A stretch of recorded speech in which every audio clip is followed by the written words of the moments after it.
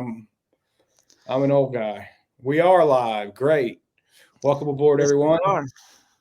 Hey, I'm going to stream this to my audience too, because it says I Uh, can do that. Even while, yeah, that would be you know what I'm great. saying, dude? Yeah, I think that will I'm just going work. to put, yeah, I can still do it while we're even going. No one's even on right now. Probably at No, the very beginning, it takes a second. So no one's, um, I think that's it. is it working? It I will hope it's. be. It will be.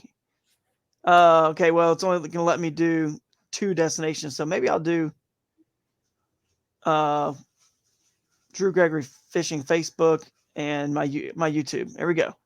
There we go. Oh, descriptions required on Facebook. All right, everyone's hopefully getting on now, and at this point, We're good. uh, We still. I'm got a 0 on my screen. So it was a late announcement. Me and Alex Rode were doing some electro fishing. Hey, what's up, Mike? Welcome in. All my usual suspects will show up here in a minute. yeah, exactly. And I just went live on mine, so they'll get the announcement and people start popping in. So There we go. Awesome. All right, guys, let's get it going. We got the one and only Drew Gregory won the what's up, won the Greg? classic from the kayak this year. Yep. Kayak designer and now director of the kayak fishing series. Is that Uh, right? Is yeah, that you right? could, Kayak Kayak Adventure Series. series. Yeah, but I mean, really, I'm just like I don't even know. I need a title. Maybe you can help me because I'm not the tournament director. Like theoretically, I'm not the tournament director. Amanda Brannon, who's with Real Tournament Management, does that for me, like Okay. judging and all that stuff. But I am the one who developed the whole thing and set the rules and the boundaries and the whole format. So I did that part of the director. But anyway, we like to. I've tossed this around. Obviously, I'm the founder of it. I invented this whole thing and got GoPro and the other sponsors to believe in us. But I thought about calling me the like president and founder of fun or just founder of fun at the Kayak Adventure Series because that's really what I want to do. I just want to be there and have fun with everybody and just hang out and have fun. Thanks, Michael. And just like let everyone else handle all the other stuff, right? The logistics and all that and the tournament directing. And I just want to bounce around and just talk fishing and have fun with people and help make memories and get people connected with each other and have a good time. And hey, we'll get into it, I'm sure, this on this show. Absolutely, we will. I'd like to first start with that sweet trophy you got sitting right there. Yeah. Where did you start kayak? How did you get into kayaking? And just I know that's a long story, but uh, Sure. just walk us through your introduction to it, and then all the way to winning the Yeah. ultimate prize in the sport.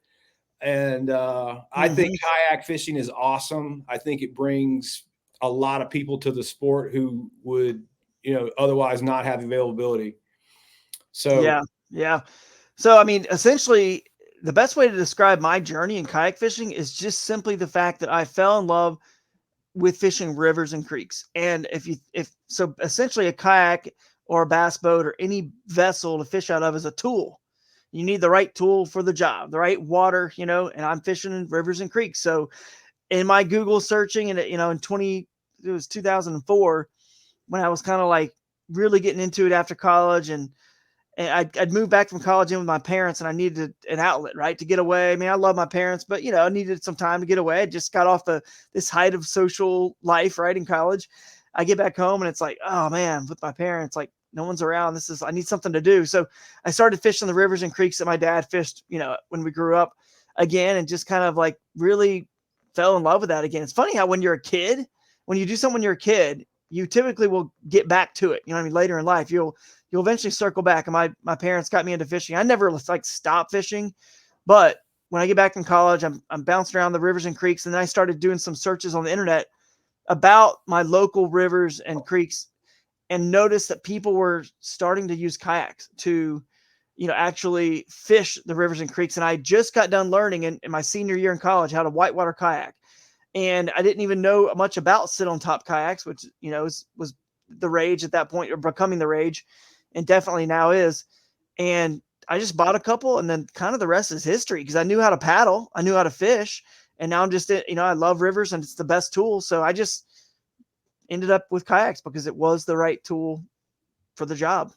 which rivers did you grow up fishing? So in Georgia, on the east side of Atlanta, around Snellville, Stone Mountain, you got the Yellow River, the South River, Alcovey, and then of all the shoal bass rivers south. Once my dad and I heard about shoal bass because we ended up buying 2 kayaks, just cheap ocean kayaks. They're $600 or whatever they were. And I got him one, got me one, and we started floating the rivers, the shoal bass rivers like the Ocmulgee and the Flint, the Chattahoochee above Lake Lanier, the Chattahoochee below Lake Lanier. Just everywhere in Georgia. I joke around, and I didn't meet my wife till I was 35. So like, think about how much time I just fished from basically when I was out of college, and before too, growing up. But it is in college. I had a bass boat, but I took it out once a month or something. It's not like I'm fishing a ton in college. There wasn't a college fishing, stuff like that wasn't happening. So I just fished whatever with my buddies once or twice a month maybe, and that was about it. So we just fell in love with it even more and started floating all those rivers that I just mentioned and fishing some of the lakes in the area, but mostly the small lakes. My dad and I had a small 14-foot John boat that we carpeted, put the little deck on it, made it like a mini bass boat, and all the smaller kind of lakes, horsepower restriction, electric only lakes in Georgia. So familiar with some of those. Yeah. I'm very familiar. Actually, I'm from Georgia myself. I just recently moved to Central Florida. Yeah. I went to the University. Where'd you go to school? I actually went just out of state to Lee University in Tennessee, in Cleveland, Tennessee. So, what's unique about kind of my story is, so I fished Georgia. I fished a lot of Tennessee from knowing that area, going to college there for 4 years. Yeah. I fished. Then I moved to South Carolina eventually for 5 years, Greenwood, but right near Lake Greenwood and in that area. Sure. And then I moved to North Carolina for 10 years in Charlotte. So I've kind of, you guys watching, if you name a river or lake in anywhere in Tennessee, Georgia, Alabama, South Carolina, North Carolina, I've probably fished it. I've probably covered it. And if you name it, river or lake in the U.S., I'm sure I've Google just like satellite image just scouted it. Because I'm just obsessed with the entire watersheds and the ecosystems, and it all applies and it plays, man, to what you guys do on the biologist, the academic community. I have studied and aligned to that stuff very closely and it's helped me win a lot of events, understanding all the species, why they're different, what they like, what they don't like. I did a lot of help with the shoal bass when I was there, with the DNR and the folks from Auburn University that were helping with that with Georgia DNR. So definitely, it's really cool to be on our show, just because this topic and the conversations we could get into here today. We could go hours and hours. It really is more important than anglers actually realize. If they understood some of the stuff that you guys know very well, it would really help them in certain situations. Just catch more fish. Lumping me in with academia is very kind of you. I'm just a pond manager. And that's the part. Biologists are very specialized, and I'm really looking forward to the talk. You mentioned you got a biologist coming to the Shoaly-Palooza down there. Oh, yeah.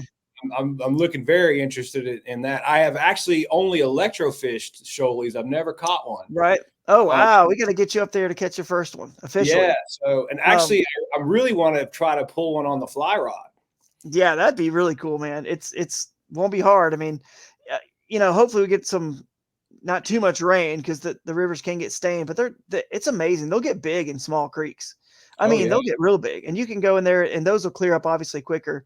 But yeah, speaking of Athens, I have fished the Oconee, right there in town. And during a football game, you can hear the game, and they're playing Tennessee or whoever, and you hear everything. You just sit there catching giant, fish. So there's some good water there in that area too. So is that where you're from in Georgia, like that area, or how'd you end up, I guess, there?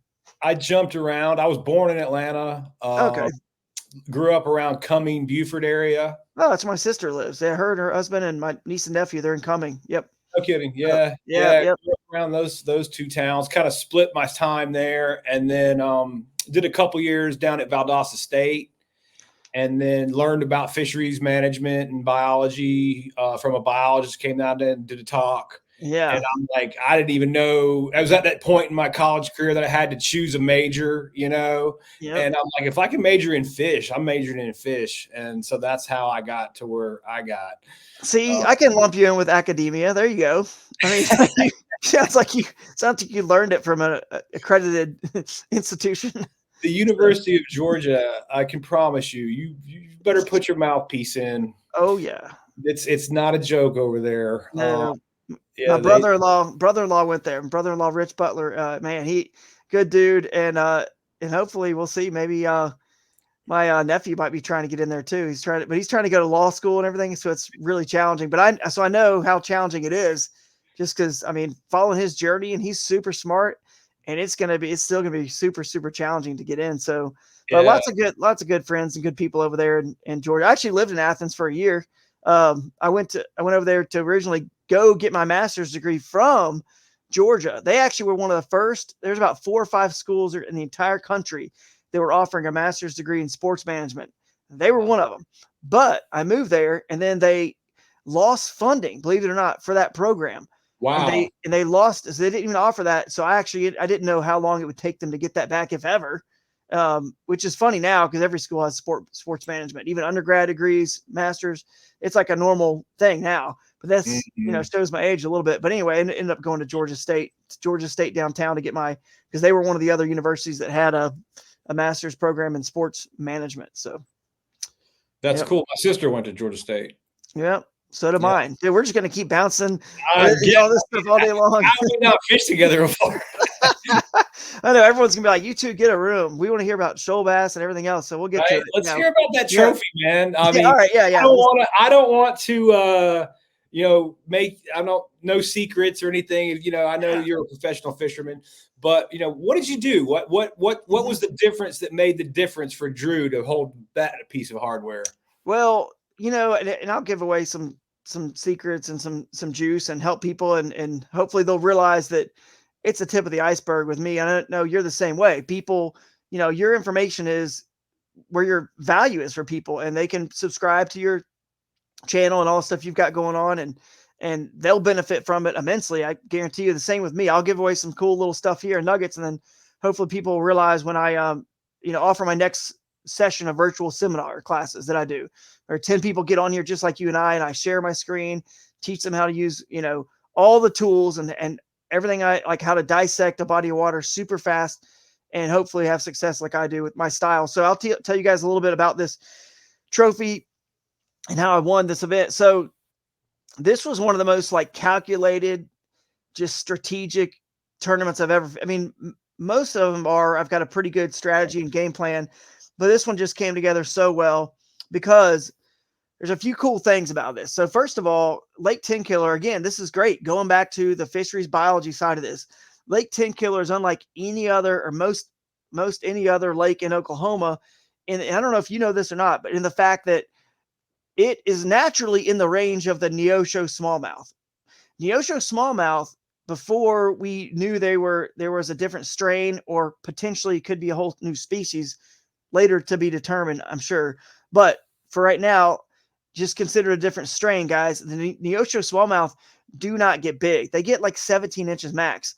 Mm. And I did an episode of Hooked on Wild Waters out there on the Elk River, which actually flows into Grand Lake in Oklahoma.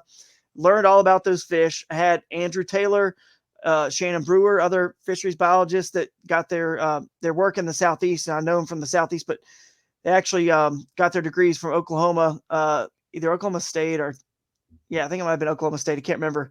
Maybe it was Oklahoma. But anyway, they were on my show and they taught me about, the Neosho smallmouth. And I knew about different species and strain. I grew up in the Southeast. So we've got all those red eye species that are being described, and like the Bartrams and the Coosa, and, obviously the shoal bass was during my time there was actually designated a separate species. So I kind of understand what's going on in the black bass world. And so when I went and did that show of hooked episode of Hooked on Wild Waters with them, which you guys can go watch, it still on YouTube. Stetson Blaylock, I believe, was my guest with me, Bassmaster Elite Series Pro friend of mine. So he and I learned about that fish. We learned they really don't get bigger than like 17 inches. That's like a big one. Mm-hmm. So it's kind of cool because go back 2 years later when I won. Oh, here we go. This one. this tournament on Grand Lake with Bassmaster on the Elk River that feeds Grand and the Neosho River. Most people, when they're pre-fishing in a tournament, they'll go up the rivers and the creeks. And what do you guys think is going to happen when they catch a smallmouth? I mean, you guys on the comments, you probably are watching. You probably know if you start catching smallmouth, you thinking to yourself, it's only a matter of time until I run into a 19 or 20 or 21. This river's got smallmouth. They got to get big. Right. Well, not if you don't understand the biology and that this is a different strain. You can go, and I don't know if anyone like wasted their time doing that or not, but there's a good chance that many people could have, because we all know that in a lot of lakes that smallmouth and largemouth live, a lot of times your smallmouth do love to be in the rivers. They'll be in lakes too, but they love the river. They're a river fish for sure. So I knew not to waste my time there, and I won that one actually on largemouth in the lake. But it brings me to this point of 10 killer, back to 10 killer. So I knew that Lake 10 killer, I don't know what year it was. I think it was like back in the 80s. Someone can correct me. I don't know, 70s, 80s, probably. And the Department of Natural Resources, whatever their Oklahoma fishing game, whatever they're called for Oklahoma, I think they put some smallmouth in the lake. I think there's a big fish kill from what I heard, giant fish kill. So they actually stock smallmouth back in there. Yeah. And I don't know if, to kind of revitalize the population, but I don't know if at that point they even realized or knew the Neosho. I doubt they knew that was a separate, because otherwise they wouldn't have put them in there, because that's not normal for state fisheries. Ever since about the 80s, I don't recall of a lot of state-led transplants of species that aren't native to the area, other than like trout and stripers and things like that, which we can get rid of simply by, or trout are taking, cold water, like below a dam. We're utilizing that resource below a dam where the water's too cold. It's turned into a not natural cold water fishery. Therefore, the bass aren't going to be there anyway. So we stock the trout. Other than that kind of stuff, striped bass, they just stop stocking them, and eventually they'll go away because they don't reproduce naturally. So, but they don't do that anymore. But then they didn't know that the Neosho was different. And I actually did the research and followed the trails, and we kind of know this. They put in the Tennessee River strain smallmouth, which is essentially your Mississippi River, basically what it is. Right. They get big. Obviously, they get really, really big, and different genetics. And so I knew that they would probably be in that river. I mean, I knew they would be there. And I had some friends that had fished the river before, and it's always been on my bucket list. And so I knew they were big ones in the river. I just didn't know if in March, middle of March or late middle March, when it was the 20th and 21st. So I didn't know if the water would be like so cold where it might be a little bit more challenging to get them in the river, because your lakes kind of warm up a little quicker than the rivers, just because they're still water, and moving water takes a little bit longer to warm up. So I was a little bit scared about that situation, about being able, even if they're in there, being able to catch fish in the river as easy as the anglers on the lake might be able to, just because they could find 5 or 10 degree more warm water. We were blessed with an amazing warming trend leading up to that event. I mean, it was really good. So, I mean, people were finding it. And at one point, again, going back to the understanding this fish and rivers, and knowing that there's USGS river gauges all over the country. And some of these river gauges actually have a parameter on there of temperature. And I found one about 4 or 5 river gauges up from the Lake 10 killer, right around the border of Arkansas. And I saw the temperature. So I knew the whole time I'm dialing in like what baits I know I can be throwing, what to get prepared for, what to get rigged for based on that temperature, that data. And I'm tracking if it's up around what level it's at, because the other concern was, will the water be too shallow for me to get up the river? Because here's what's crazy. Our rules state that you must be able to float in and out of an area, and you have to launch from the designated launches, which Horseshoe Bend was the most northern launch on the lake, which is up the river. Horseshoe Bend was our furthest north. So therefore, what I did was I had to figure out how, with my motor, my Torpedo, how shallow I can draft that thing and still go full speed, because some of their riffles, the topography there, it's just a downhill slope like San Francisco streets, man. It's just, it's downhill, just swift and shallow, like pebbles, but swift and shallow. And there's no like big boulders and stuff in order to like ferry your way back and forth up the river to get up. It's in rapids like that. It's just swift and shallow. So I had to make sure I could get So anyway, I just basically dialed in my Torpedo and my Crescent kayak Shoaly, which we'll probably talk about later too. It's a great river boat. To where I could go 6.7 miles an hour, because we can't get a bigger motor than that. It's not allowed. We have to stick to 3 horsepower or Oh, under. So I've got the okay. maximum motor. I've got, four or five batteries on there, because when you're going full speed, they die a lot quicker, and I had to borrow Oh yeah. some. So it's super. I guess that's what I mean. Like, it's super strategic. The whole thing was, okay, I got to trim this thing properly. I've got to, once I found that the fish were there in practice, I got to, trim it properly until I can. And then I had to actually paddle with the motor on high, full speed high, just to even get up some of that stuff. So Right. it takes like a lot of just strategy for the whole event. So, and then the fish obviously were there. I found them in pre-fishing. Once they were there, it was just all about making sure I could get to them every day and stay legal, and then of course execute and just catch them. And I was fortunate to do that. So, and came So away for with the somebody win. who doesn't know anything about shoal Mhm. bass, like what lures are you chunking at them? What's the best options? Yeah, so shoal bass are really cool, guys, because, and if you want, I can even pull up some of those pictures. I can Yeah. show them with you. I can share my screen probably and do that. But shoal bass, guys, they have giant mouths. Okay, so tell you what, I will share my screen, and you just my entire screen, and you can just hit the button there, and it'll pop up on the screen. There we go. Yep, and then I'll just pull up some pictures here. See if that works. You guys got those? Yep, I'm seeing it. All right, cool. Then I guess everybody else is. So as you can see there, they have a giant mouth that most people, feel like they're closest to a small mouth, which, genetically they're closest to an Alabama bass. But Huh. there's Dr. Salmons with a big one, Yep. fisheries biologist that did a lot of the research. And there's the bars that look like a smallmouth Yep. on that one, the real pretty fish. And so here I am in some of my younger days, just out there, just no shirt, just going at it, man. Now, if my memory is, it's shot. I'm old too.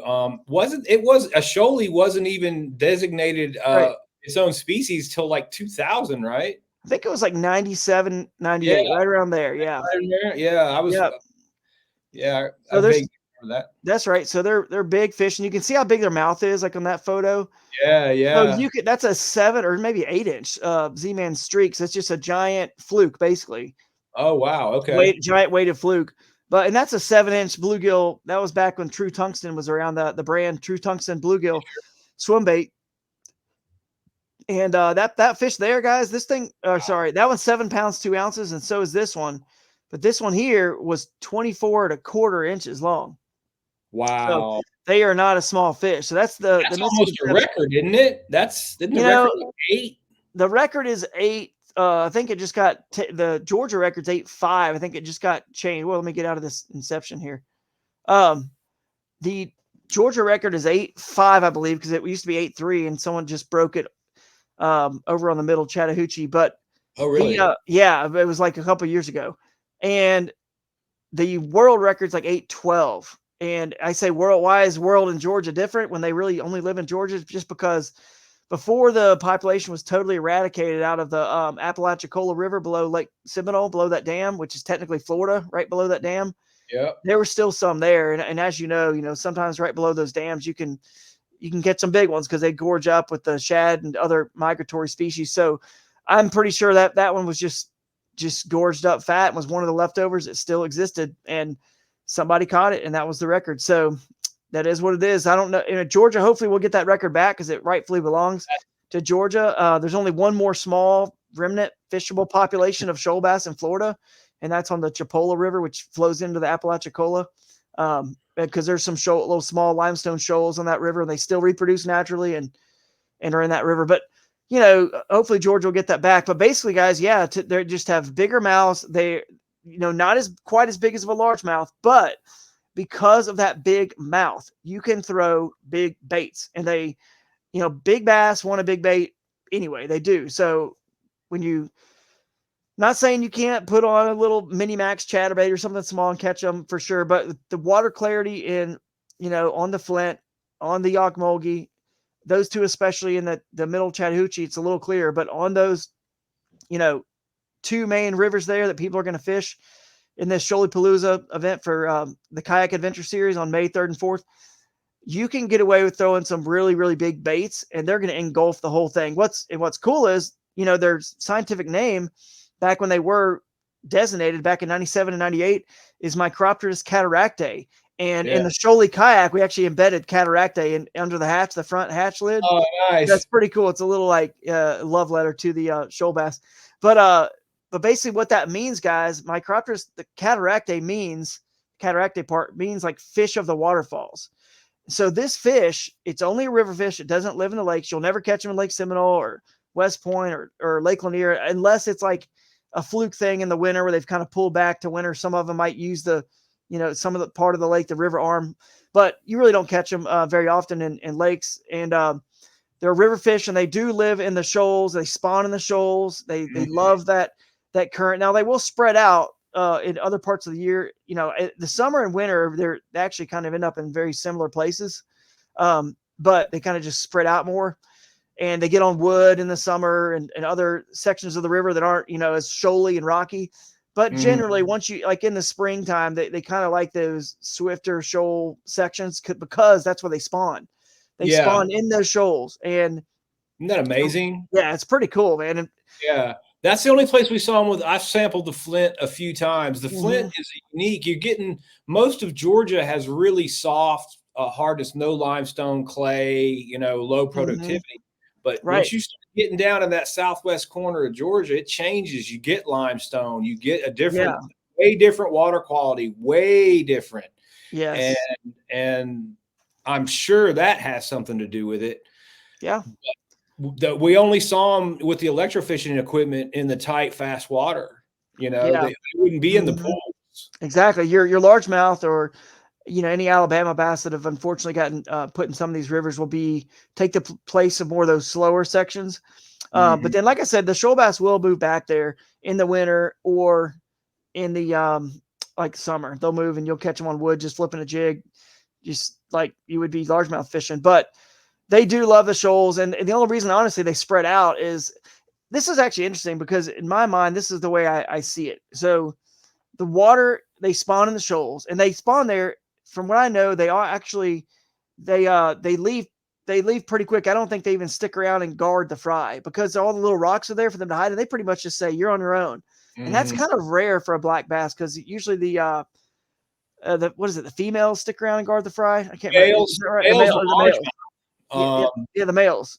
Yeah, the males will do that. Yeah, that's right. That's right. Male. And then the males are the ones who, they'll like engulf all the fry if a bluegill comes around. So the males for shoal bass, this is from what I've been told, the research, it doesn't look like they stick around at all or very long at all, like to do that. They're just like, you're done. Because, there's all those rocks and little places to hide. And it's kind of like, they just kind of find their way, and it's like, it is what it is at that point. But on a bed in a lake, there's no, you're a little bit more open to, predation, I guess, right there, because it's right there, it's just so open, sun, clear, sandy. But because of the turbidity of rivers and all the rocks and shoals, I guess that's just how they do it. They just leave. So, and they usually spawn a couple times a year, but they can, like in a spring, they can, and I guess that's just sort of God and nature's way of making sure they make it. Because if they spawn and there's a big flood, then it wouldn't work. Right. So they will stagger a little bit too, from what we've noticed, which is pretty cool. They'll definitely,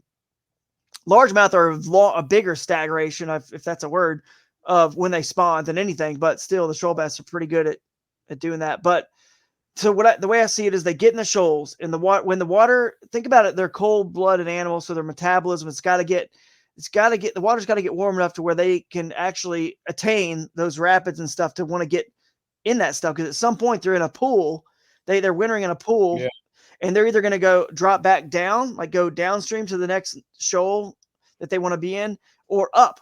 And either way, they're not going to drift down or up into swifter water until the temperature gets high enough to where their metabolism is like, okay, we can do this. But the water levels in the spring are higher, which is cool because then it floods the shoals. A lot of the rocks that are it's just super shallow and out of the water are covered now. And there's habitat and there's places for bigger fish to live, and all of the crawfish and all the bait, all the small, aquatic insects, crawfish, anything like that, or small fish, they have had a big long reprieve in that little shallow water from any major predators. So it's kind Right. of cool because coming out of that winter, and once that water gets into like those 60s and they start getting into those shoals more, they're there for a couple things, spawning, and then as we all know, bass load up on gorge before they spawn to have the energy and stuff. And what's cool is, well, guess what hasn't been hammered for a long time, because no shoal bass or no fish, cold-blooded animal is going to get in that swift water until it's warm enough to get there. So these all this, the prey we just talked about, they've just been living a great life without getting much, Right. much attack. Well, That's now, exactly what I was thinking. boom. Other predators are going to be in different Mhm. areas of the river, and it probably gives them just a predatory advantage Yeah, being in that area like that. They just evolved to yeah, where they fill a niche. they do. They do it well, man. It's awesome. And then they go in there, they gorge like crazy, and the water's up, and then they spawn in the shoals, and they stay in the shoals until the water gets low. And let's say like June and July, when it starts to finally drop.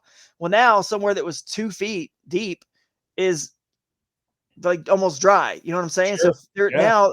now the shoal complex, the rapids and all that whole shoal complex cannot support as many shoal bass. So that's when they all disperse. Now Ah, yeah. there's still gonna be deeper pools in that shoal complex, because the river's always gonna still have, it's gonna suck down to those deepest holes. So I'm sure some of them still stay there, but it just can't support the giant population it could. And what's crazy is it's like the spring, they all come together in some of these best shoal complexes, and it really is like Thursday night in Athens, Georgia, dude. I mean, like at the bars. It's like, I'm serious. It's Yeah. crazy how it just They're just there. And stack. That's where everyone knows to be. Oh, it's yeah, Thursday. Oh, we're all supposed to be here in downtown Athens, or yeah, Friday or Saturday night, right? It's crazy. And then, rest of the week we're just going to disperse. Well, that's kind of the way it works with the seasons, and it's pretty cool, man. They're a cool fish. And what's crazy, guys, not only can you use big baits, they love top water, they fight hard, they jump hard. I'm going to say, and go on the record, they don't fight as hard as a smallmouth. I will say that. I've caught them both. They don't jump as high as a smallmouth, and they don't pull quite as hard. But if smallmouth is 1, then I'm going to call shoal bass 1B. I'm going to say smallmouth's 1A, and shoal bass is 1B. It's pretty darn close, because that's a powerful fish. because Yeah. they lack a little bit of the speed. Like, I've never had a problem catching up to a shoal bass on the reel, but on a smallmouth, they start coming at you running. You're like, you can hardly catch up sometimes. So Right. that's one way I know they're a little bit not quite as fast, and they don't jump quite as high. Like smallmouth will just leap. But I think the shoal bass make up for it in a couple ways. They obviously have that bigger mouth is pretty cool, because with smallmouth it limits some of the baits you can use. You know what I mean? But you could throw a Yep. giant glide bait. You can throw these giant swim baits. And what's unique is, because they're in these shoals and rapids and areas that are just hard to get to, you could pitch into a little plunge pool section so let's say there's a rock that's breaking the current in the middle of some big rapids, and you just have I don't know, probably the size of like 2 basketballs, or put 3 basketballs together, a little triangle like that. And you could have a 5, 6, 7 pound shoal bass sitting in a spot like that in the rapids. And you pitch in there, and you get that bait just to roll right off the rock or right out of that swift current. It's, Yeah. again, you don't have much distance to get that bait working and get it. It's got to be an Right. accurate cast. It can't be at the tail end of that little spot. It's got to be right then and working enough time for the fish to see it and sense it and eat it. And it's crazy, because once they hit, because they're in such crazy swift current, it feels like they fight harder, or as hard as a smallmouth. I was about Yeah. to say that. Yeah. I don't care what kind of fish it is. You put it in current, and you've got a completely different beast. Yeah. Yeah, you Yeah. really do, man. You really do. And I'm gonna try to keep up with these comments too. And if you see anything we need to answer, we'll answer it. Oh, But okay. Yeah, it's cool, man. Mike yeah. just asked how far north do they exist, Oh and yeah, yeah. I So don't know. what I forget. the farthest north you can catch a shoal bass is probably the northern most section of the Chattahoochee River, Okay. or the Chestatee. I can't remember which one. They both kind of flow from north to south. So they both feed Lake Lanier, and Yeah, there's still yeah. shoal bass in both of those way up. But at some point you get around Helen, you get around trout. It's like becomes trout water up there. It becomes too cold for So them. you can probably, I know you can catch them almost to Helen, and I'm sure Okay. some have been caught in Helen. I'm sure, but Yeah. in the middle of the summer when it's blazing hot, or the late summer, I'm sure they get all the way up there. Yeah. But that's it. They pretty much are just in Georgia. They're native to the ACF basin, the Apalachicola, Chattahoochee, Flint. Yeah. That's why they call it And ACF. And for those who non-native. don't know, the Yep. Flint River Basin starts Mhm. around Atlanta Hartsfield Airport Yep. and funnels south and goes down Yeah. down to Lake Blackshear. Yep. That's Around right. Courtesville. Yep. Yep. Uh, So John here is saying that his first shoalie was in 44-degree water, 21 yeah. inches. I mean, and he thinks it fights harder than any Tennessee River smallmouth. So Yeah. there you Yeah. go. He's giving him the nod. Absolutely. Changing the subject a little bit, tell me about the kayak you designed. Yeah. The shoalie kayak's pretty cool. It obviously is named after the shoalie, and it's a little bit of a homage to that fish and what it means to me and is meant to be in my life. But also, we give proceeds of every sale of that kayak back to the shoal bass. We've been giving these proceeds to the Flint River Keeper, so that's pretty cool. They're a great organization, and being able to support that fish, and they're out there fighting for water quality. They're fighting for the habitat, for water rights and things like that on our behalf as anglers. So it's a good organization. It's taking care of the shoal bass. So that's pretty cool. And That is then, but just overall, I mean, it's a cool riverboat. You guys can check it out. I mean, it's crescentkayaks.com. But basically, we designed it to be really good. Obviously, its namesake is the shoalie, so really good in moving water. So some people have been very surprised at how good it is on flat water. I knew it was going to be good there too, but obviously my love is the rivers, and that's where I take it most often. But once you put that torpedo on it and a motor, it goes 6.7 miles an hour on flat water, and most kayaks cannot go that fast. Most Mhm. even lake boats that or lake kayaks we call them these days, can't do that. But basically, it's got a lot of cool like features in it that help you become a better angler. Like the rod storage is keeps your rods low and behind you at a low angle, so they're not That's smart. sticking up. Now, if you want to put a crate and stick them straight up, that's fine. But if you're fishing the river, that's like what you want to avoid. So it's got a lot of Mhm. cool features like that. One of the other coolest features is the strap. The front handle is a strap. It's a cam strap handle. We kind of made a combination of a handle and a strap. So you got a handle, but it also can extend out. And that's a lot of times when you're fishing wild places and rivers and creeks, let's face it, you're not launching at a boat ramp. You need to like lower it down with the strap. So your front handle is a strap to access these wild rivers and creeks. And then a lot of times I'll use it as my wading strap. It's also designed to be a wading strap, so you can put it around your waist with a carabiner, and just a lot of cool little features like Smart. that Very that just smart. make it river friendly. And I think people have liked the fact that the catch board for tournaments, the measuring board, there's a recess where it's all the way in the floor, and that your catch board can stay there. You don't have to move it. Every time you want to measure a fish, it just stays right there. And it actually Right. comes with a pad kit on it that has the inches already there. Even if you don't put the catch board in there, you can still just go out and fun fish. Obviously, you're not legal for a tournament with that, but it's just you can see how long the fish are. So a lot of cool things like that we've built into it. And yeah, go check out our promo video. And it's been a really, really good selling boat. And it's, I got to tell you, we don't have a giant marketing team. We're a teeny company over there at Crescent. I mean, it's just, I'm looking at, man. I'm looking at it right here, Carrollton, Georgia. I yeah, it's mean, right there. Georgia boys over there. You can, That's, if you want, you can, let's see here. I'm getting it. I'm getting Dude, it. yeah, we got to get you, you got to get you one of these, man. They're great. Let me try to find, I'm pulling up the tab right now. If you want to share my screen again, I'll show Oh, you. gotcha. Absolutely. The, let's go. See, there's the line of all the boats, Yeah. Crescent, and then It's this that is the one in the shoalie. middle, So isn't yeah, it? we call it part of our. And I'm designing another one for this line right now. It's our specialized fishing line, and those are the ones that I design. Any of the boats in this specialized fishing line, and Right it's on. still just $15.99. It's not like Not bad.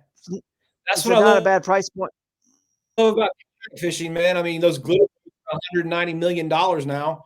Yeah, Who can afford a boat? I can afford exactly. that. That thing Yep, is exactly. awesome. There's 3 different colors to it, and, it's just designed to keep everything sleek and inside. We got this new color here this year. It's a new version of a color we had that's kind of got a mix of some slate blue and some black. But basically, you can see there's James Durbecker. He's the owner of Crescent. That's a shoal bass water right there. See that waterfall? So like we said, fish at the waterfalls.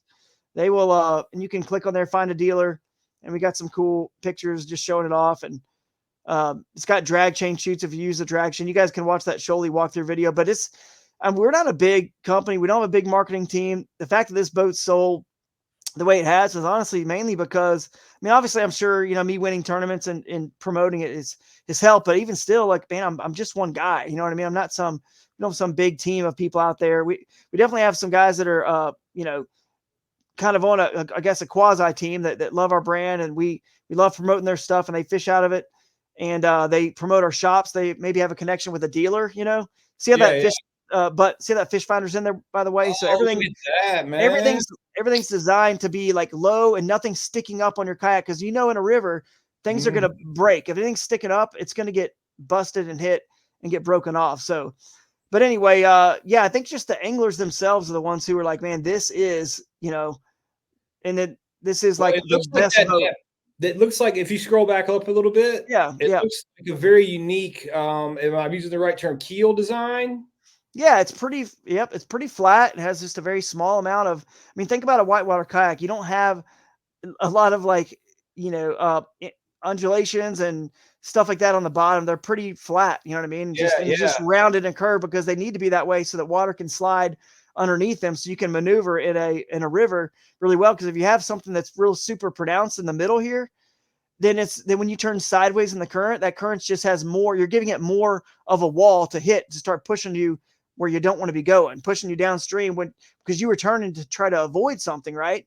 So if you turn a shoaly and you lean a little bit downstream like you're supposed to, like a whitewater kayaker does when they turn, left or right, and they're not, perpendicular with the river, then all of a sudden you're gonna let the water slide. You're gonna let the water slide underneath your boat because you're leaning a little bit. You're lifting the side of your boat up a teeny bit, so it doesn't have as much of that straight wall to push on, and the water just more like slides underneath it.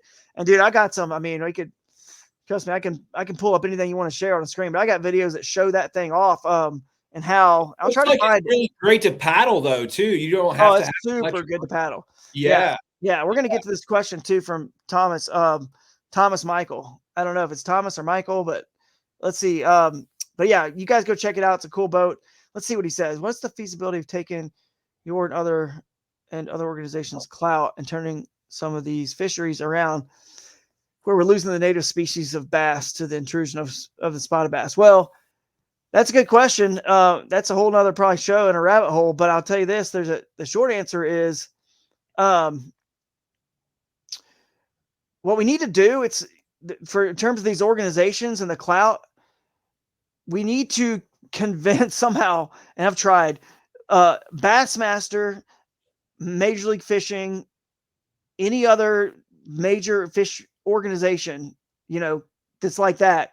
They need to be the ones to realize that, like, yoo-hoo, hello, you guys, the spotted bass and Alabama bass, the Alabama bass was separated out in 2009. We talked about the shoal bass in 1997, 98, 2009. It's been that long since the Alabama bass, which are all of the Coosa, the whole Mobile Basin, the entire Mobile, the Alabama River, which is mostly, we know it, the Coosa, but there's like lots of other rivers, the Warrior, the Cahaba, there's tons of rivers. You can go on and on about how many there are, but all of those are Alabama bass. That's where they belong. We still call them spotted bass. I don't, but the organizations out there like Bassmaster and Major League Fishing, they have tournaments there. They still just call them the wrong name, and there's a big problem with that. And they're the ones who should care the most, because their entire organization, their business relies on this little green and brown fish and keeping the purity of those species. If we don't, this is the coolest, I don't want to go too far into this, but I do want to get this out here because it's a great question. So the intrusion is not really the spotted bass, because Michael's got saying on there, intrusion of spotted bass. The intrusion is really more, it's the Alabama bass. That's the problem. Remember, the ones that are in the Coosa strain, the Alabama River, the Mobile Basin, right? That fish is the problem, not spotted bass per se. Spotted bass is kind of a little bit of a problem, but it all ties together. The problem is because they don't call it by the correct name, people everywhere see them catching and creating this hero fish out of the what they're calling spotted bass. And Mm-hmm. the Alabama bass is what it is. It's a great fish. I love it. I have nothing wrong with that fish. It's in a lot of water where it naturally lives. It's in a lot, and it's in a lot of places it shouldn't be. That I'm going to put this in quotes, guys. It quote unquote worked out, sort of worked out for us. Like put it like this, like Lake Lanier, Lake Hartwell. Okay, they're doing good in there because in largemouth, and we could go on and on. So it's Lanier. You can see where they obviously were transplanted. It went from Lake Allatoona, which is part of the Etowah River in Georgia. As you know, it eventually feeds into the Coosa River. So think about it. They took them from the Etowah River or Allatoona, mostly Allatoona, obviously because bass boats or who did this, and they have live wells. So it probably wasn't somebody wading, fishing the Etowah River. It was Lake Allatoona most likely. They bring them from Allatoona to Lanier. And that's why the ones on Lanier get big. They're the Alabama bass.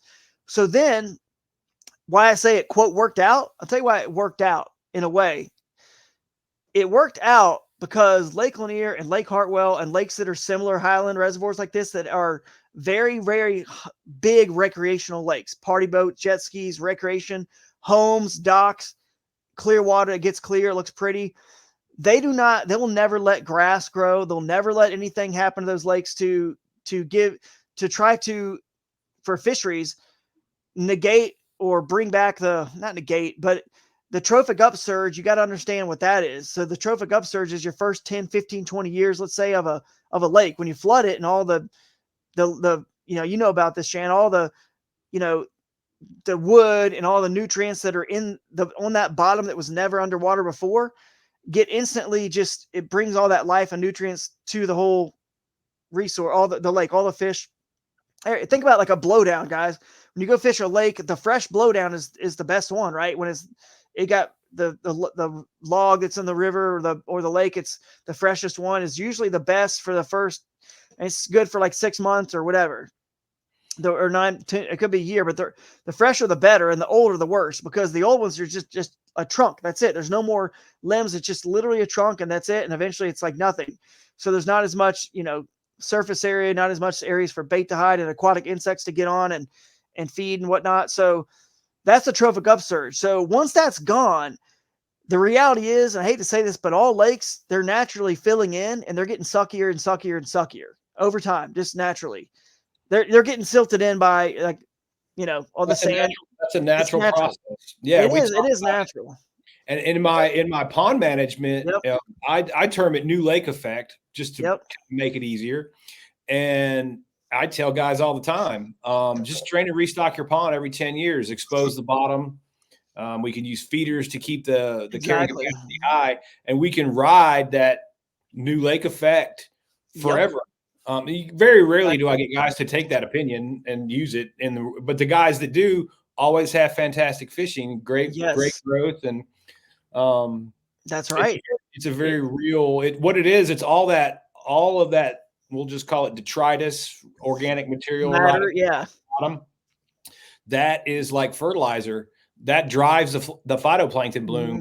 You can do a measurement called chlorophyll A, where you dip out a liter of water and you measure how much chlorophyll is in that water, and simply put, the more plankton, the more fish. So when the grasses and the sticks and all the nutrients that were in that soil fade out, like you're talking about, the phytoplankton bloom fades out. Therefore, the carrying capacity of the lake is fading with it. And there's a big misconception on how, people have this idea older is better in lakes. And it's generally not. It's not. Like there's some lakes out there who it's pretty cool that do like drawdowns yearly, and it does that effect.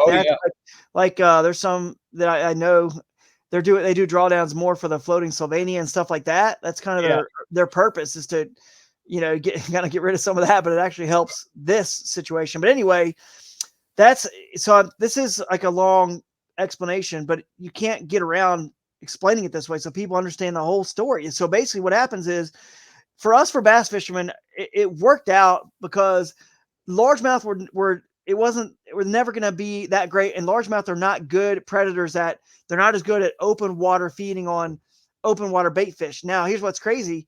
A couple of magical things happen. Herring, bluebacks got put into these lakes too.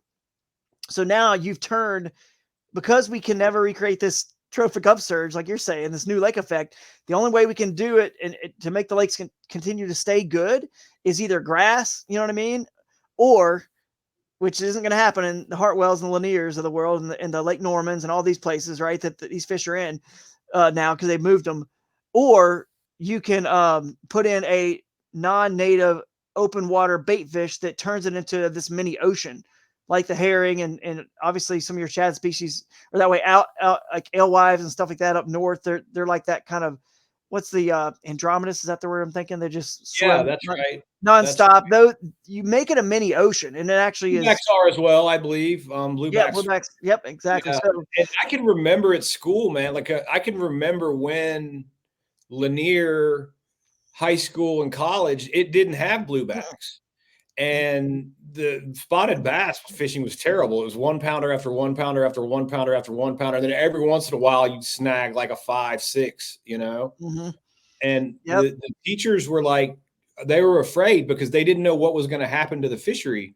And one example that you can use is because blueback herring are egg eaters, bad nest raiders. Yeah. And they went into Lanier. They got into bucket biologists flipped them in there, and now we've got them. And it was really just kind of pure luck that the spotted bass took off. It's their spawning habitat isn't impacted, but like take white bass. The only white bass in Lanier, there used to be great white bass runs when the dogwood trees were blooming in the rivers up there. You could go just catch white bass till your arms were tired. They're gone. You know, the bluebacks wipe them out. The only white bass you catch out of Lanier are the ones the guys at the DNR stock now. Yeah, that's crazy. So there was nobody even knew what was going to happen, you know? And it that's wild. It's kind of luck, really. It is luck that exactly. This Alabama bass just happens to be the best of all the bass at this open water bait chasing. See what I'm saying? Like that kind of predator. They're basically they're like the best at it. Yeah. And I know I heard this from somebody somewhere. I could be wrong, but one of the biologists. But I also heard they prefer the species that does prefer to eat other fish more than any other black bass. Now they do eat crawfish and other things too, and especially given if they're in the Coosa River and places that, you know, in skinny water creeks and stuff like that. But anyway, someone told me they do prefer, and sometimes I even heard that they potentially spawn a little sooner. And if they spawn sooner, like a week or two old Alabama bass can eat a fry of a largemouth. That's too, see what I'm saying? So they love to eat other fish. They love to eat other fish. They spawn a little sooner. And even those, 2-3 week old little guys can eat the fry of, so you can see how quickly, how and why they took over Lake Norman and the Carolinas over there back, where I used to live in Charlotte. In 5 years, it's hard to catch a largemouth in Lake Norman now. It's literally that quick.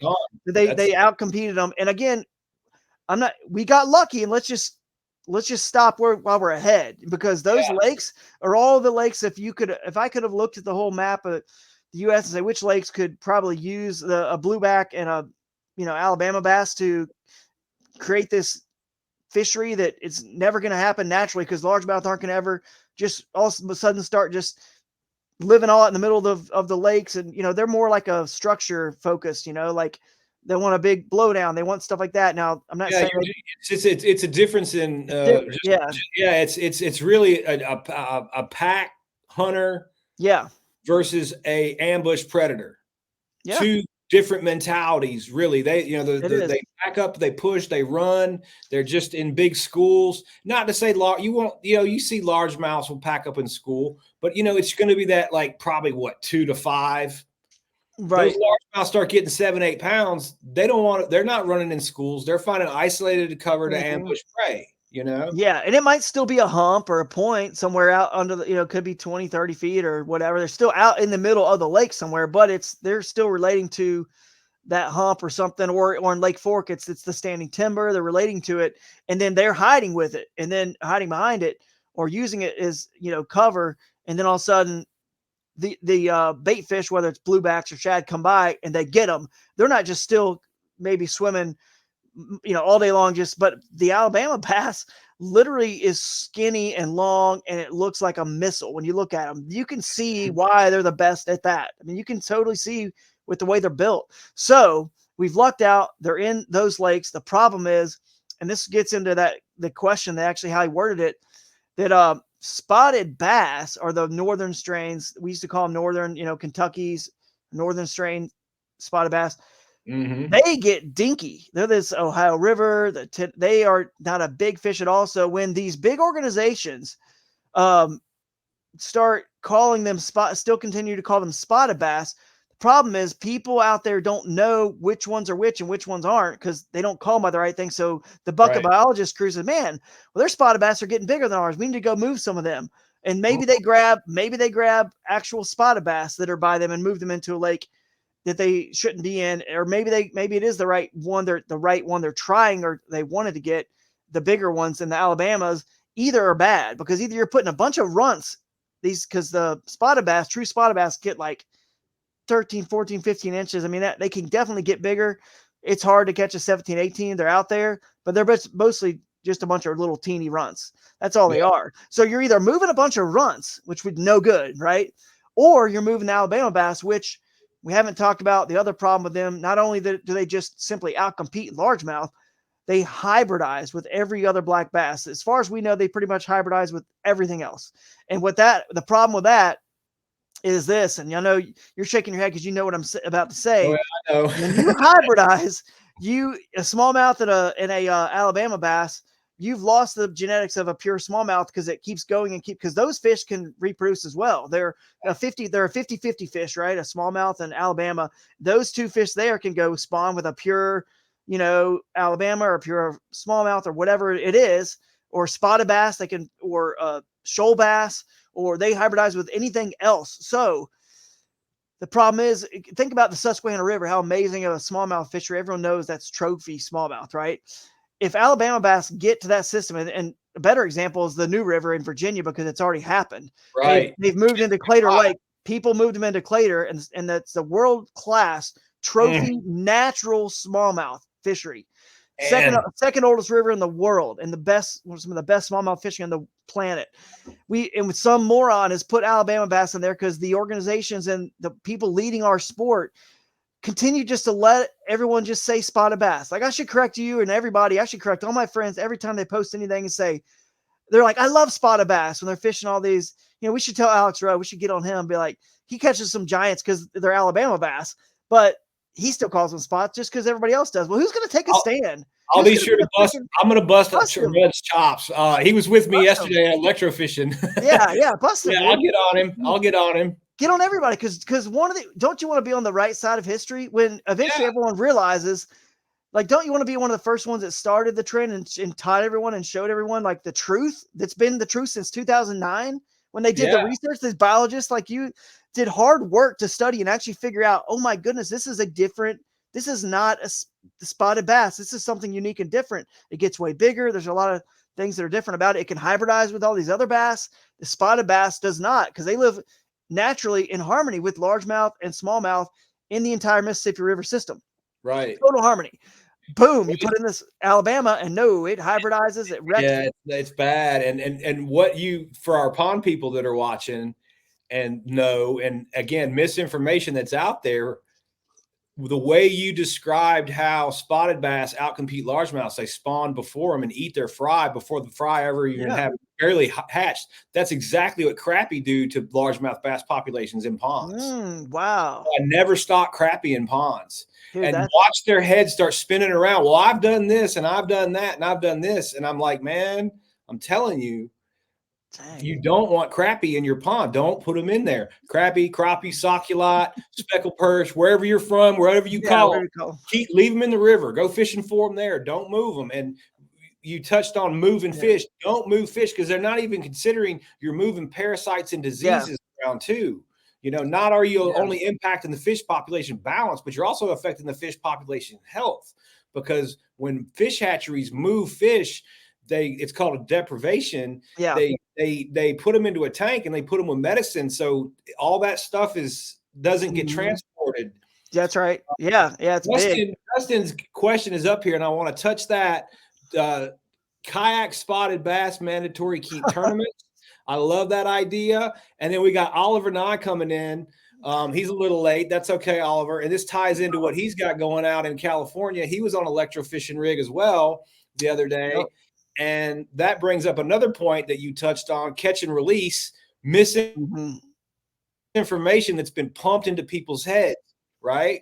Right. Our largemouth bass populations are crowded, and a little bit of harvest there will help them. It goes right back to the phytoplankton discussion we just had. The amount of phytoplankton dictates the amount of fish. Well, that means the amount of fish is limited. Yep. So you can't have as many fish in the lake as you want. And part of my job and what I've been doing with Sugar Hill Outdoors Pond is just showing people, look, this is how a bass and a bluegill population interacts together. We stocked 40 bass per acre. If you stock 50 bass per acre, you don't get the same growth rates. Right. Okay. It's because the forage supply is limited. So actually what we saw yesterday was all our bass were perfectly healthy. Relative weights, good at 100% or up to 145%. I mean, just really healthy fish. But we touched on it on the live that I went on with Garrett. He was helping me. He's a biologist out of Texas that came and helped me with the job. What we didn't see in our electrofishing survey was what we call intermediate bluegill, that like 3 to 4.5 inch, right? We had lots of 1s and 2s, and we had lots of like 5s to 7 8s, but we had a gap in the forage, right? So even though my bass were weighing properly, I didn't see they're chewing into my forage too hard. So I put a 30 fish. We're pulling 30 bass, about 1.5 pounds out this season.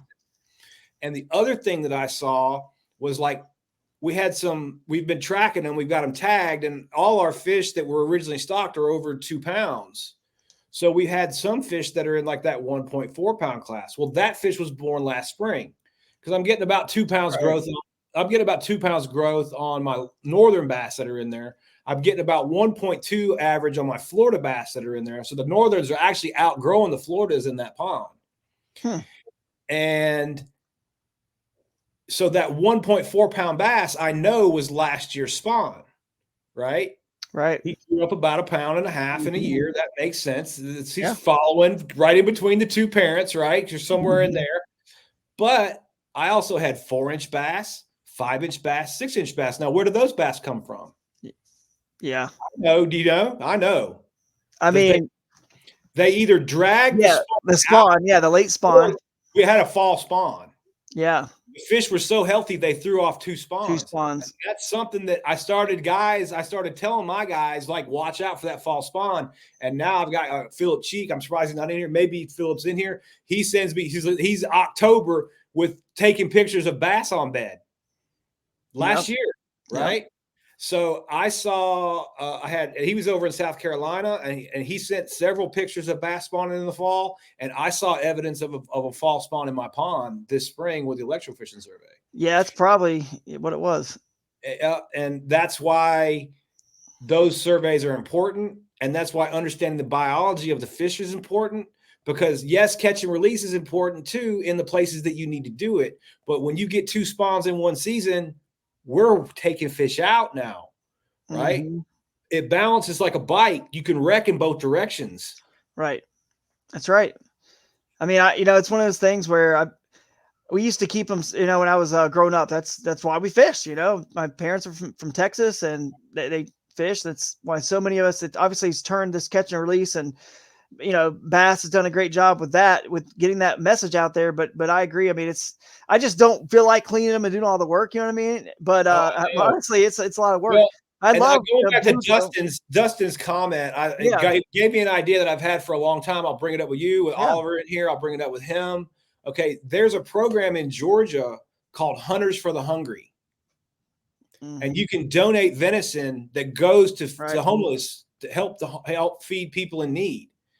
I'd like to see something like that with our fisheries. Yeah, that'd be On cool. the lakes that need it, it's not a 5 fish limit. It's as many fish as you can bring, Right. and they're not going back in the lake. So what do you do with them? Well, I think that would be a fantastic. It would be hard because they're not all the same size. Like farm raised fish go through a machine and get filleted. There's a lot of. It's just an idea, but I Right. think a lot of our lakes could so much benefit from some harvest. Yeah, I don't think there's a limit. I could be wrong on this, but I think because it's a non-native fish, the Alabama bass, I don't think there's a limit for them in like the Flint and the places where they are. I don't think there is a limit. I think I don't know. Right? Do you know about that? I don't know if I'm not I'm correct, but I'm pretty sure that positive, but I know I'm positive about this. You can tell people, like, people hire me, pay me thousands of dollars to come electrofish their pond, and I say, guys, you got too many. You've got a 20-acre pond. Go take 400 or 500 1-pounders out of it this year. Go back to next year.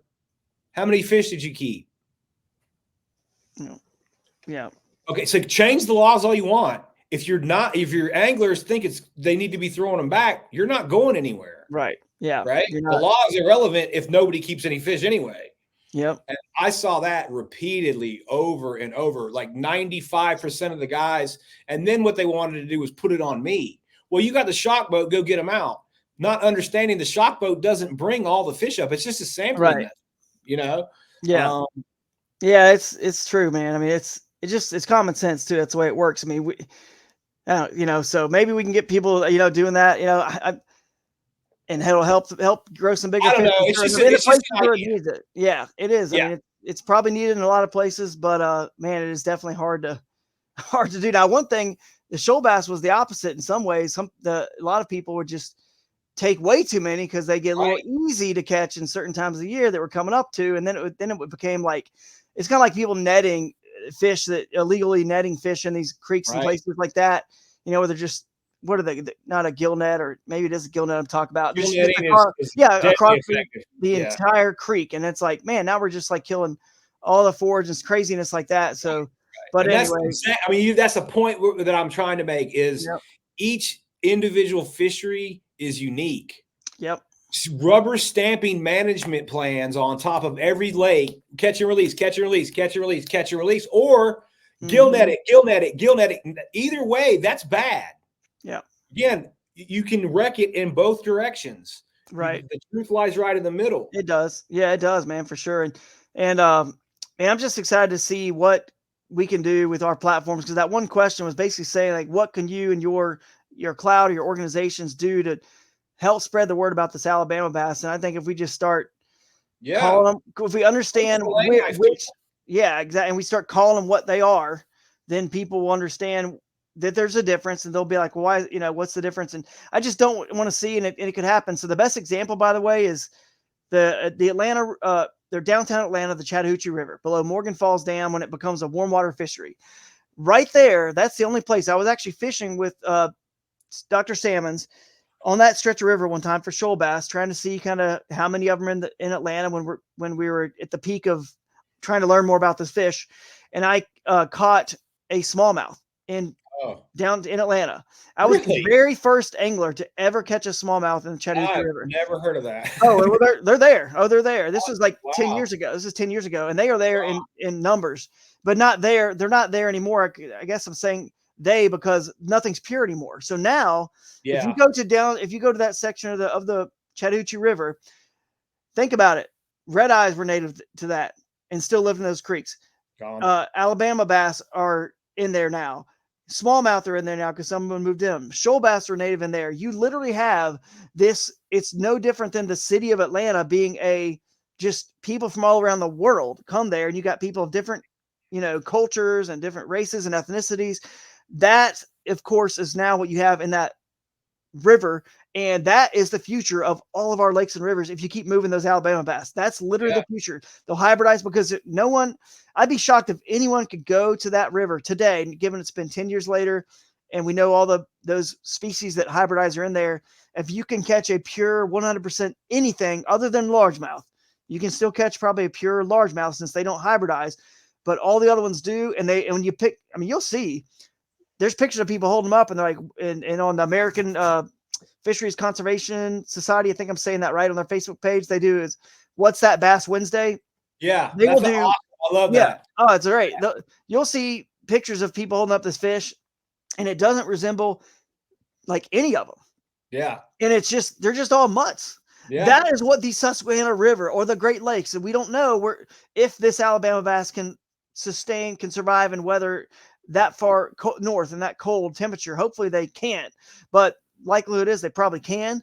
And if they keep moving, bucket biologists moving them up again, because it went from, Coosa River system, Lake Allatoona, Lanier, Hartwell, Norman, and they're in Lake Murray now. Lake Murray largemouth are still holding their own, thank God. But it'll be interesting to see what that lake's like in the future. But then you got Norman and Wiley and all those lakes over there in the Carolinas, and then now Smith Mountain Lake is in trouble, and Claytor Lake, the new river system. So the state of Virginia, go to their website, you'll see they've got this big poster banner like thing saying like, beware, get rid of this fish, like be on the lookout for this fish, and they explain what it is and the differences, so anglers know this is not good. And then, but if it keeps going north, I just can't even imagine a Great Lakes or a Susquehanna River with just mutts, just nothing. We've lost the pure, and the Alabama bass do not get as big as smallmouth bass, so we're basically decreasing the overall size when those two hybridize together. We're decreasing that overall size of our black bass. So that's why I say, if anyone has anything like a reason to educate the world and their anglers about it, it's Bassmaster and Major League Fishing. What is going on? I mean, I love Bassmaster, dude. Why would they not just have one simple meeting to their anglers and say, hey, you guys all have the reach of the fishing world, the bass fishing world. If you guys and us as an organization we stop calling them spotted bass when we're fishing in fisheries out of Alabama bass, and we explain what it is and educate people, we can actually like maybe slow this down and maybe stop it completely. It just where it is. Because right now, like I said, with the fish handling they got going over there too. Well, hey, we got much better. Yeah, dude, I got to beef for the fact that if tournament fishing started today, very good and well, nobody would it would never cross anyone's mind to use weight and how to score fish to win tournaments. It would never even cross our minds, because length is the better predictor of age, and age is the better predictor of the skill it took to trick that fish. Therefore, length makes the most sense. You can't target fat. Think about it. I catch a fish in a kayak tournament before the spawn, and it's a pound heavier, and all of a sudden I catch it after the spawn. It's the same brain to that fish, the same intelligence to that fish. It took the same amount of, whatever I did to fool it, the same amount of what's the word I'm looking for? The same amount of skill, I guess, to fool that fish before the spawn as it did after, right? I mean, it's the same fish, same brain, but yet I get credit for a pound or two or a pound and a half less if it's a big female, whatever it might be. For some reason afterwards, well, kayak fishing and weight length tournaments, it's what it should be. It's the same brain, the same fish, took the same skill to fool it. Why would we get scored less? You would never, because the other thing, like you're saying, the fish handling, you know how much money is spent in these live release boats and the tanks right there, and keeping them alive and driving them out. And even the bass boat manufacturers having to put in miniature aquariums in these boats. We can keep them alive and drive them all around. And then let's don't even get into the fact of what that could do negatively or whatever to the fishery by doing that. I mean, and creating an artificial fishery for the anglers. Oh, we just got to fish by the boat ramp where all the big tournaments are out of, so they can kind of have this strategy that's not even related to the world and where that fish should actually be living. That's a whole nother thing. But all that to say that length is actually should be, but we're never going to go to length in bass boat world, because it's just too entrenched in the history of bass boat fishing, unfortunately. Hopefully they'll go to weigh and release immediately, kind of like the way MLF does one day. But they'll never go to the weight, just because they've got too many records and stuff that rely on that. But length is really the best. It's the best way to do it. And you could have it all live scoring. You could be submitted the pictures just like we do with kayak fishing, and fish go right back in and back to their bed. Anyway, our pond people, just to come back to that, I mean, he's absolutely correct in that, but we're making the assumption, and we're also talking about rivers and larger lakes. In ponds, when the bass population gets stunted, they stop growing. I've seen 12-year-old 1-pound bass. All right. They won't get bigger than that when they get stacked up. And that's the problem. And we got a good question there. There's not hybrid vigor with the Alabama crosses. No, man. I watched it in Lake Lanier. Lake Lanier, it changed due to the blueback herring introduction and having kind of a more of a palatable open water prey species for those fish to feed on that was highly, highly prolific. Then the Alabama bass changed. I could go to Lake Lanier and catch 1 and 1.5 pound spot Alabamas all day long before they stunted. They did not get any bigger than that in Lanier. So even in 28,000 acre lakes, you can have too many bass. That's right. And it's luck that they're that size, because I promise when I was in school, they were like, if these bluebacks get in here, we don't know what's going to happen. You're right. It is luck. Yep. But you're right. That's exactly what it is. That proves your point that all of a sudden it's the opposite thing happened. You could have taken away a ton of Alabama bass in Lake Lanier and they would have gotten 4 and 5, 6 pounds. You know what I mean? Because in the 4s, they would have had that balance. If you could physically remove that. If you could do that. But you can't. But what kind of happened in the opposite effect, to prove your point, a bunch of new food source got put in there. And then, change the dynamics completely. Right. With the same number of Alabama bass that were in there. And all of a sudden now, and then of course there's more now and it'll balance back out at some point. But I mean, like I said, we've gotten very fortunate, guys, and lucky that and I'm happy about that. It kind of like I'm kind of in a weird way happy that shoal bass got put by whoever in the Ocmulgee River, because we've flooded a lot of their habitat underneath, all the lakes like Lanier and West Point and Harding and all the ones in Columbus. And I mean, how many good shoals, it's just free flowing, beautiful shoal sections of river that just buried now that shoal bass would be living and using right now if we not just covered it up. Well, so in my mind, it's kind of like, okay, so we kind of like got one back for the shoal bass. They're in the Ocmulgee and that whole system. So, okay, cool. That kind of worked out. You know what I mean? Kind of what should have happened anyway, since we took away so much of their habitat anyway. On this other one, we got to like cut it off now. Alabama bass need to stop. And I love them, dude. I love fishing for them. I won this tournament catching them. I won another Bassmaster on Pickwick catching them, and knowing that in Pickwick, the Tom Bigby waterway actually connects that Alabama, river system to the Tennessee River system, which is a whole crazy other thing too. So I knew that they were going to be in the first creek over from that, you know what I mean? The first biggest creek, if they were going to be anywhere, and I knew they get longer. So I targeted them. So again, learning about fish, understanding which ones live where can help you immensely as a tournament angler. If you just spend the time to understand and care about it, enough to research it. Well, here's some interesting Lake Lanier biology that I happen to know. Again, just through luck and being at university, there was a biologist that retired from the DNR. He's passed now. His name was Reggie Weaver. But he retired right after I graduated, probably early 2000s, I think. But I was fortunate enough to get to know Reggie. I just went over there and started talking to him. It was Highway 53 office right there where it crosses the lake. He was back there. And Reggie was the last biologist, I guess, they had there long enough to do a mark recapture study at the lake, and he did it on the spot, the Alabamas. And so for anybody who doesn't know what that is, that's where they go take an electrofishing boat out, they tag the fish, they release the fish, and then they go back and try to recapture those fish to get an idea of mortality. And what Reggie discovered was, now what caused this, nobody had the money for, but his mark recapture study proved that 80% of the spotted bass reproduction dies in Lanier. Okay. So you're only getting to a fish past 1 pound in Lake Lanier. That fish is 2 years old and 80% is gone, to give you an idea of how prolific their spawn is. And that's rare. They usually don't die like that. There's something in, maybe it's the gillmag. Gillmag has wiped out the striper population 8 years ago or so in Lanier. It's starting to rebound. We're starting to, the striper coming back, but the striper got wasted in there too not long ago. So what causes that, I don't know.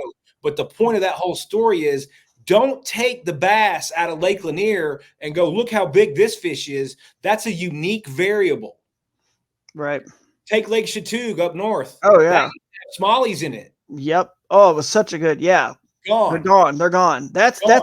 Yeah, that's. I'm glad you mentioned that one. That's one of my favorite examples to mention. It's like, hey guys, this happened. This was a native smallmouth lake. They were Yeah. there with largemouth living in harmony. All of a sudden, somebody dumped these Alabama bass in there, and I don't even know if you can. It'd be hard pressed to catch a smallmouth in that lake anymore. I think They're they're gone. gone. Like they're gone, or there's maybe some hybrids or whatever. But they actually just outcompeted them so Yep. much where they're just gone. I mean, and that is the future of. And I love that fish. Like I said, Alabama, it's a hard fighting fish. I love it. But would I rather catch it 8, 9, 7, 8, 9, 10 pound largemouth? Yes. Heck yeah, dude. Or would I rather catch a 4, 5, 6, 7 pound smallmouth? Yes. They're better. Would I rather catch a shoal bass that's 4, 5, 6 pounds? Yes. So as great as it is, it's like fourth best in terms of like the most enjoyable fish to catch, or as big as they get, or what hardest, whatever. Then you know what I mean? Like I don't know. It's just At the end of the day, you don't have the right to change a public lake. yeah, you It's don't. not yours. It's That's everyone's, right. right? Mhm. And I can promise you, if you try to put anything, I don't care what it is, in one of my ponds, you better get bulletproof. You ain't stocking fish in one of my fisheries. I Yeah. stock fish in my fisheries. Not you, right? Yeah. I know how to do it. I'll do it properly. The state guys know how to do their job properly. It's their job. And I preach it. I've been preaching it for the 5 years I've been doing this. Do not stock fish anywhere. Quit being a sissy. Put a fillet knife to them. Have some fish for dinner. Yeah.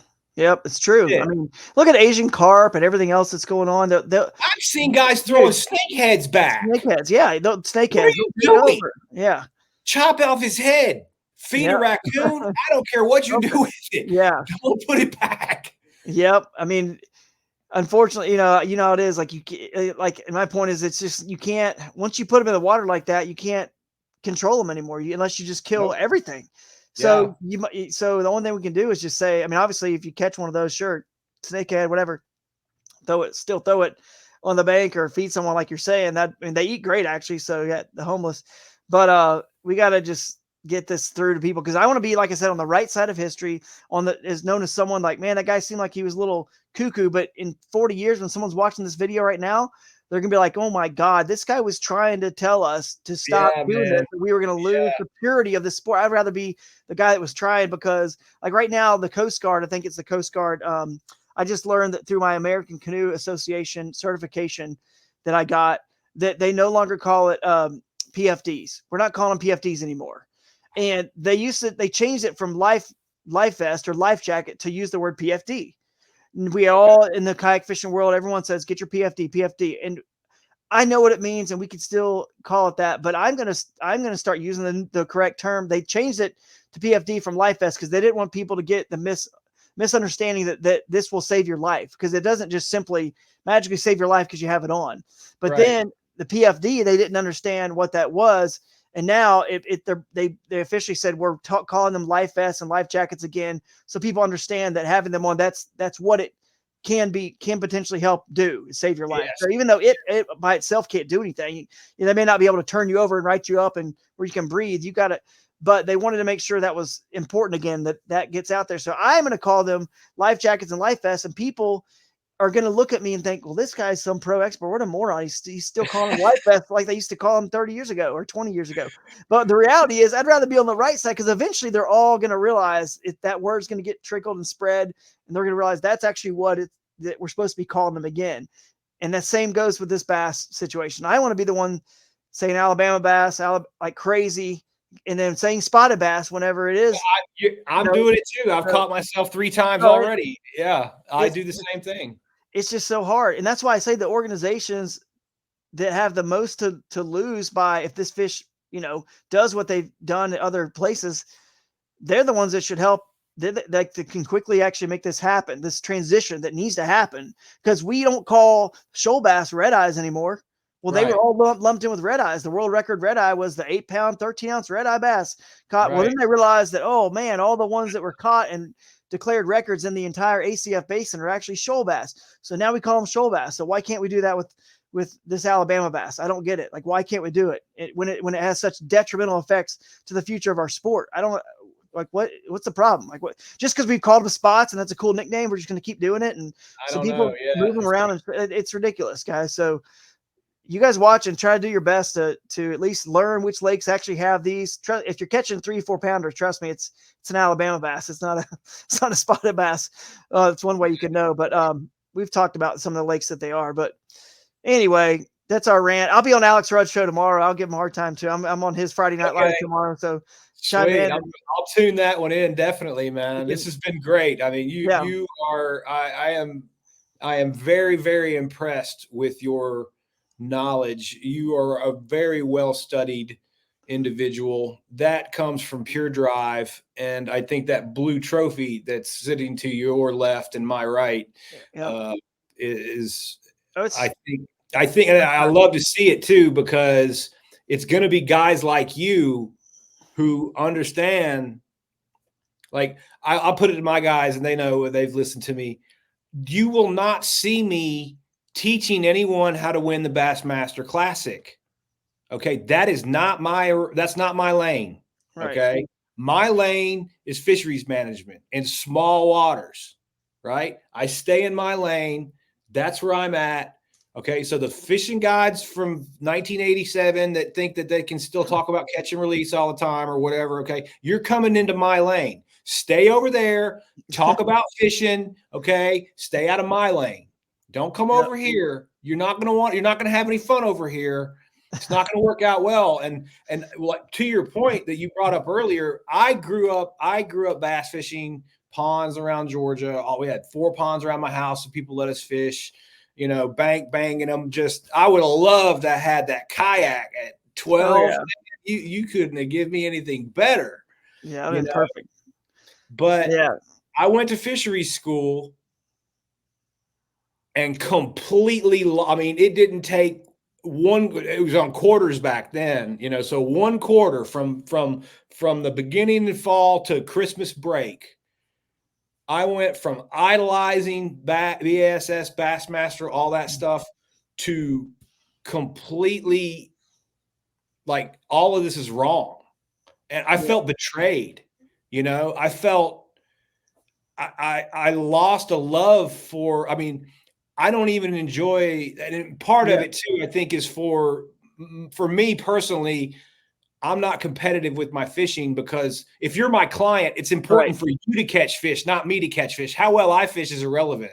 The guy paying you. So that's kind of where my frame comes from. And I just got away from the tournaments, stayed away from it, just lost respect for it immediately. Yeah. And I don't want that to happen to bass fishing, because it happened to me. Yeah. So I come on here to tell guys, because when they learn the truth, they're going to feel the same way. I felt that way, right? That's not helping your business model, and I'm trying to help. I really am. Yeah. When you've got data to back it all up, and you know what you're talking about for sure. This is, like you said, your lane. So, as much as, again, I'm not saying, like, I think, you would probably preach to, if you're going to keep some fish or whatever, there's probably a certain size, whatever, it definitely would kind of hurt any of us out there fishing in tournaments to think of, like, oh my God, that dude just kept a, freaking 8.5, 10 pounder. That would, like, there's probably like something, I've never watched any of your stuff and what you recommend, but I've definitely, like, pulling more fish out, like you're saying, we probably have swung too far, combined with the fact that, like we said earlier, the trophic upsurge is gone. The lakes are getting silted in. They're getting suckier and worse and worse and worse. Isn't helping anything. Also, so there's less forage. There's less place for the forage to hide. There's less. So you kind of need to pull more out. So it's kind of done a flip flop, Because I can use a perfect example. We'll throw Rudd in there. Shout out to Rudd. He came down and did electrofishing surveys. We did 3 different ponds. We did a catfish pond. We did a trophy bluegill pond, and the main pond that I've been doing is a Sugar Hill Outdoors pond that I cover the most, and that's trophy bass. That's what most guys. That's because it piques the interest. That's where you're at. But the trophy bluegill pond yesterday, or day before yesterday, we actually, the guy, he likes to stock trout in the winter, fish for them all winter. Well, we had a 5-fish, 25-pound limit come out of a 1-acre pond. And we took all the big bass out because once their mouth gets like that, Yeah. they're eating our goal. They're eating our Right. trophy bluegill. So we want the bass in a trophy bluegill pond. A stunted bass population is a trophy Right. bluegill population. Yeah. The bass mouths are all the same size. They can't eat a 2-hand size bluegill. Nope. Those bluegill are protected. The bluegill population is lowered. So all the natural food is there's more natural food for a lowered bluegill population because as soon as their babies are born, they're cropped by the bass. They all have mouths like that, right? And they're safe. You get 5-6 pound fish in a trophy bluegill pond, bye-bye trophy bluegill. Yeah. And that's exactly what happened to him. So we put the shock boat in. We went and pulled those big bass out, which is the inverse opposite of what we're doing 4 miles down the street at the other pond. And I've got guys on here going, those didn't come out of your pond. You're not keeping those out, just because they don't understand. Right. We're pushing one way here and in the other way there. Yeah, that makes sense. That's interesting, man. So, well, I can't wait to get back on with you sometime, man. This is fun. Yeah. We could talk for hours and hours. I'm telling you, let's just cover your Shoaly Palooza real quick. Talk about Yeah. I mean, the Kayak Adventure Series is coming up. Oliver's on here if he's still on here. I talked to him at the Columbus show and tried to tell him a little bit about Shoaly Palooza and maybe get him on a shoal bass one of these days. But it's a long way away, I know, for him. But he travels around, so maybe we can get him to do it one of these days, if not this year. But it's May 4th and 5th. Shoaly Palooza. It's your chance. It's your excuse to come catch your first shoal bass. I know it's on a bucket list for a lot of people. So I'm coming, man. I'm there. I signed up. I got the vendor things. I'm ready to be a vendor there. Awesome, man. Yeah. Can't wait. So you guys can meet Shan in person and talk to him, and a lot of other top anglers are going to be there and pros that we've brought in. So you can kind of meet them in person. It's more than just a tournament. It's a whole event. You know what I mean? You've got an opening ceremonies where there's food, music, games, a lot of fun. We're going to have there and hang out and check in registration. But then we have seminars on Friday. So, and definitely I need you to get, maybe be at some of those, and maybe we'll have you at another event where you can speak at one, since we're pretty booked at this one. But then on top of that, on Friday morning after the Bass U brunch, which is our seminar series, anglers fish for half a day on Friday from 3 to 7. And then Saturday they fish all day, come back to a big festival that's happening downtown where the city is blocking off city streets, allow an open container. It's going to be a wild time, music, a whole kids zone, a whole city block of kids games and kids zone stuff, bouncy houses, stuff like that. Toyota trucks will be there doing demos. It's going to be a whole activation, and there's going to be, according to the city, they're going to have like 500 to 7,500 people there just from the city and county alone. It's going to be a big fun event, which culminates. The main event of the whole weekend festival is the awards for the tournament in the theater right there in downtown. We go in the theater. Oh, cool. The whole thing is presented by GoPro. The whole Kayak Adventure Series is presented by GoPro. So we go in there. We'll show off some pictures and videos of the anglers' catches from the last couple of days. Nice. Hopefully we got a good clip of pretty much everyone in the top 10 that comes on stage. And then we go to a designated after party location, which is really sweet, dude. There's a secret speakeasy in this town of Thompson, Georgia, that is going to just blow everyone's mind. I mean, blow your mind when you walk into this place. Nice. It's hidden, it's secret, and you'll never, dude, you will love it. We will be partying the night away. Good, man. I'm really and then it's gonna be awesome. It's gonna be great. So go check it out, kayakadventureseries.com. And on Sunday, Dustin Hoy's in the comments. I see him on Sunday, the day after. With the beauty of the Kayak Adventure Series, we end this thing on Saturday.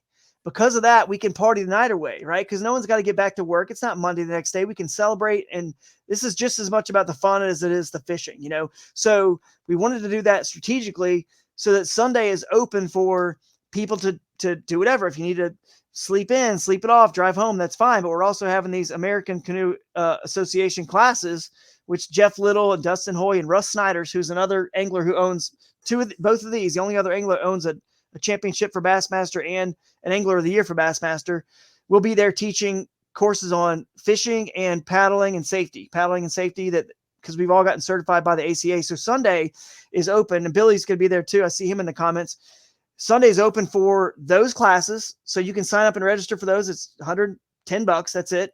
And you get, a whole day class with those anglers at a private lake, which is pretty Really? cool. Private Oh, lake. look It at used to be a golf course pond or golf course lake. It's actually a that. lake, and so it's pretty cool. People can do that on Sunday, or they could go play golf if they're friends. They all play golf. It's just cool to see this whole thing beginning, on that Thursday at opening ceremonies, what transpires throughout the whole weekend, with just how much fun we're going to have catching fish and having fun on and off the water. So it's going to be cool. Awesome.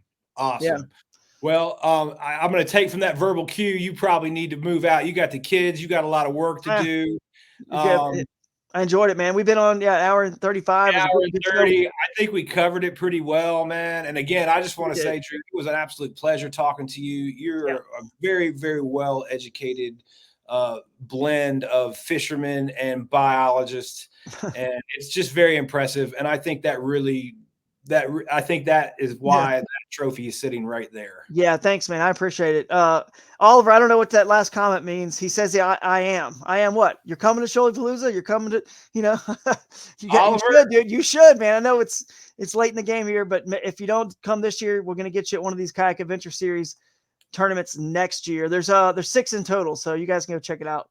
Oliver invited me out to California. I'm going to try to head out there at the end of the month and fish with him and do a podcast with Oliver from California. Then I'll just come back to Shoalapalooza. So there you go. I'm going coast to coast. Hey, Alex will be there too at Palooza. So we'll have to. Yeah, we were talking about that. That is going to be a wild time. Just getting everyone together. It's going to hopefully be the 6 biggest parties. It's kind of how much fun we have at ICAST or the Bassmaster Classic Expo. When you do see a lot of the other people in this industry that, you love and you're friends with, and kind of the family, the whole fishing industry family. So hopefully these events can sort of become like that. Just the biggest 6 biggest parties of the year. And we just go to one in each region. And eventually Oliver and everyone on the West Coast, we definitely want to hit up, somewhere on the West Coast for one of these tournaments. So I think it'd be fun. Right on. All right, man. All right. I really appreciate it, Drew. See you guys. Thanks.